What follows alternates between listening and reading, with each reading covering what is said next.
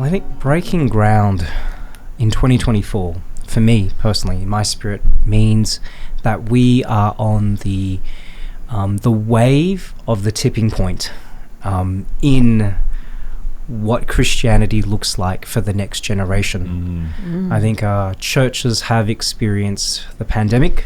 We've experienced dramatic change. And we've finally stabilized from that. I don't know about you, but I feel like things are finally stabilized a little bit. We're in our new normal now, but there's a yearning and there's a desire and there's this almost unconscious feeling that there's something out there in the new frontier, right? There is changes in our demographics. There is changes in the way that people who are unsaved desire Christianity, and there's also changes in the way that we do church, just by way of, online churches, recordings, things like that. So how do we bring our leaders together? How do we get them to start really stirring up that innovation muscle, which for the most part of the better 5 years has been reactive? Oh, we've got to do this because of that. This regulation's come in, but now we can really start planting these seeds into the soil and going, great, we're going to have a punt because this could be the future of ministry, or this idea could change the way that we do discipleship or something like that. And I'm so excited about all these conversations that are about to happen. Yeah. I don't know if you feel that, Daz. I'm with you 100%. You call it something. Yeah. You call it the liminal point or something like that. That's probably someone else's thought. But I'm with you. I totally agree. And actually, the challenge in that, because I think that's exactly where it is. We're sowing seeds. Here's the temptation. And anyone who's done, and Jenni, I want to hear about your thoughts on gardening and this metaphor, because I think this is poignant. When you've sown, you don't then till the soil again, because I think when we talk about breaking ground, there is two ways ground gets broken. It gets broken from above or from underneath, and our desire is, of course, what's cultivated in the vine as we abide in him, that bursts forth. But that requires patience. Much easier if I take a sledgehammer and break the soil again. Of course, the problem is I disrupt the process of what was growing.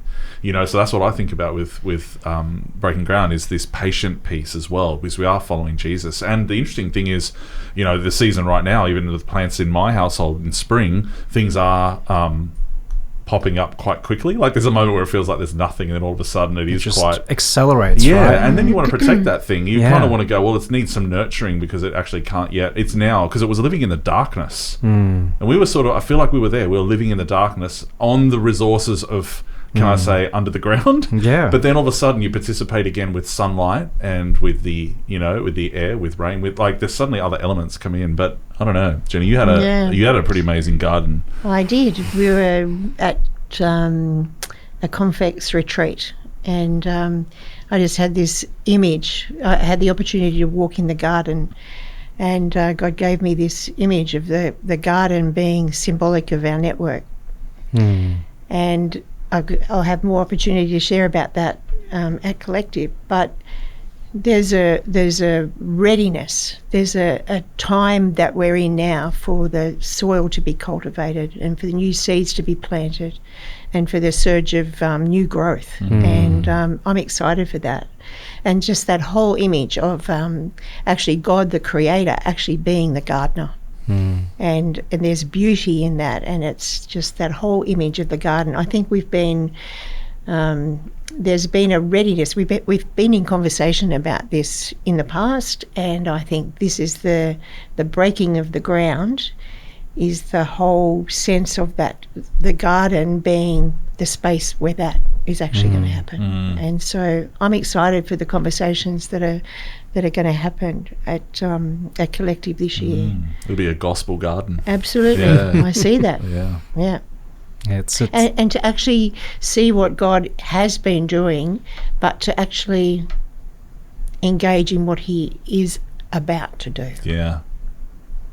So some of the churches that I've seen in our network, they are that thriving garden. They just can't I don't know, I don't like gardening, but they just can't manage that. There's just God has given them so much in their ministry, in their church, that they've just shot up, and there's just beautiful growth everywhere. And I think the beauty of our network is that there are churches at all different stages, but we can all come together. We can all proclaim the greatness of what Jesus has done in this space, in this time, but also share and cultivate these ideas. Oh, did this work for you?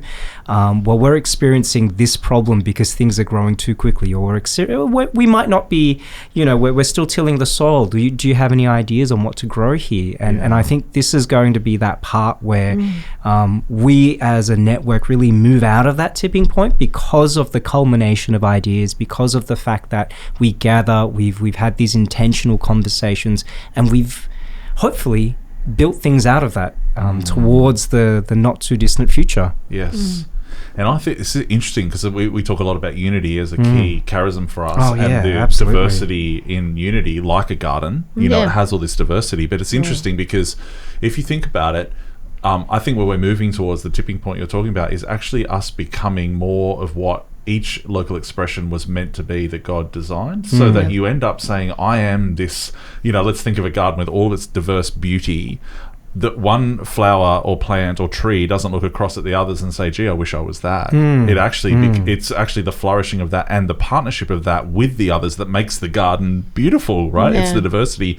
It's not every plant in there is not trying to be a gum tree. Yeah, that's and right. But I think that's the gift, is so we don't, spiritually, we're not looking across going, well, I want to be like you, I'm this tree wanting to be that tree. It's actually, I celebrate what you are and how I complement what you, in this sort of beautiful picture of a garden. And I think that's something we're moving towards. Isn't that the power of the autonomy that we have? We can choose to express what our church looks like by what God has called us to do, as opposed to be a carbon copy of every other one. So I think you're right. And you throw into the mixture different cultures, different nationalities. And I think, you've got this beautiful, beautiful sort of picture there of all these different churches who look so vastly different, but are so united in purpose. Yeah.